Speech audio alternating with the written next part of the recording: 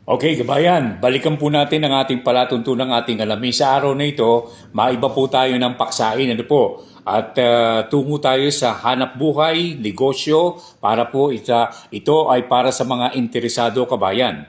At sapagkat kadalasan ano po, marami nagtatanong sa atin tungkol sa mga negosyo at mga hanap buhay na pwedeng pasukan. Ang isa po sa mga naitanong at request kabayan, Jerry, ano ang sa palagay mo ang buhay ngayon at kalagayan ng hog racing? Alam po ninyo, ang hog racing po ay kung talagang tutuusin kabayan, medyo mahirap ngayon sapagkat mataas po ang mga gastusin po. At saka, sabi nga po ng mga kababayan natin, yung mga kaibigan ko, marami pong mga backyard racers ang nawala kabayan at huminto sa kanilang pag-aalaga. Pero ang ating pong maipapayo, native pigs po ang ating pag-uusapan kabayan. Sentruhan po natin ito ang native pigs kabayan, ang likas na mga alagaing baboy kabayan ko. At sa mga pinag-usapan po natin, ibabalik ko lang sandali kabayan ko sapagkat marami ang nagtatanong tungkol sa pag-aalaga ng baboy. Native pigs, maraming bentahe kabayan. Madaling alagaan, matibay sa sakit, hindi gaanong tinatamaan, hindi po maselan sa mga pakain na kagaya po ng mga feeds na binibigay po natin kahit na yung leftovers sa kusina kabayan, iba't ibang uri ng mga halaman kagaya ng malunggay, yung po mga buto po ng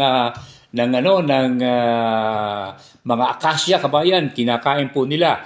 At marami pang maibibigay natin. Kung meron tayong kaunting pera kabayan, pwede nating ibigyan sila ng paminsan-minsan ng commercial feeds. At ang mahalaga po kabayan, mayroon pong merkado. May market po ang native pigs kabayan. Yan po'y paulit-ulit kong bibigyan ng pansin. Hindi po nauubusan ng mga mamimili.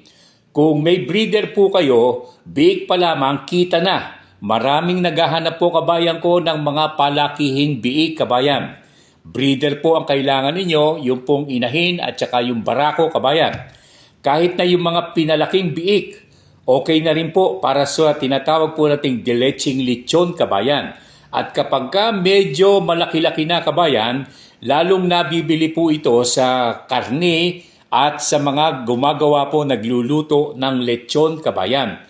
At sa pag-aalaga, hindi na kailangang maayos ang pabahay. Naka-range po, pakawala o gala po sa inyong bakuran. O kung meron kayong bukirin kabayan, doon po pala paggagalain po ninyo kagaya ng binanggit ko nung isang pagtatakal na po natin.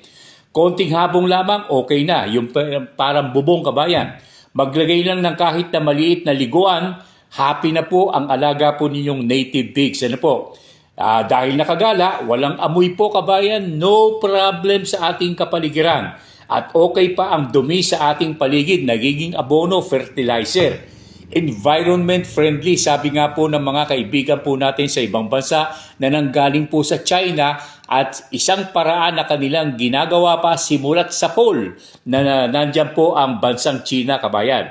Kaya kabayan, kung hanap po ninyo ang negosyong maayos, ang ating pong maipapayo, range, pakawala, paggala kabayan, native pigs ang ating pong maipapayo sa lahat po ng mga nagtatanong sa ating programa kabayan. Ang lahat ng ito mula po sa palatuntunang ating alamin. Mabuhay po kayong lahat, kabayan.